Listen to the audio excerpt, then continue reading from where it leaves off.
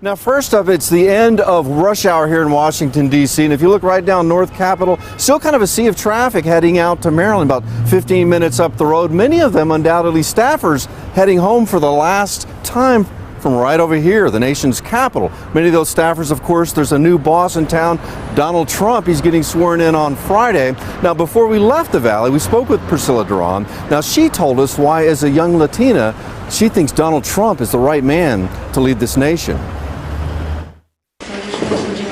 Priscilla Duran said at first she was worried about Trump, but not anymore. At the Mission Church she attends, she told us Trump's views align with her moral compass. Mexicans are very hard workers, small business owners and everything, and that's what Trump is for.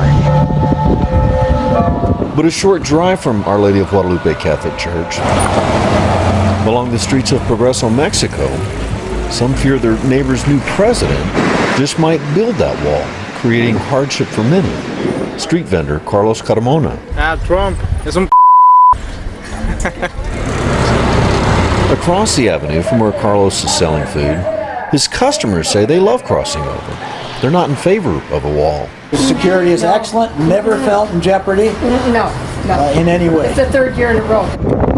The Snowbird brother and sister said they think the U.S. election was rigged. We were certainly surprised when there may be a little help from Mr. Putin's and his friends. Back in the States, Priscilla Duran said Trump won fair and square, and that the wall Trump promised to build, I think it is a good idea. is really about safety, We have to look at the bigger picture. not xenophobia. Everything has walls. We have walls. We have gates in our houses. If you go to my house, I have a gate. That wall is not just keeping out illegals, it's keeping out terrorists.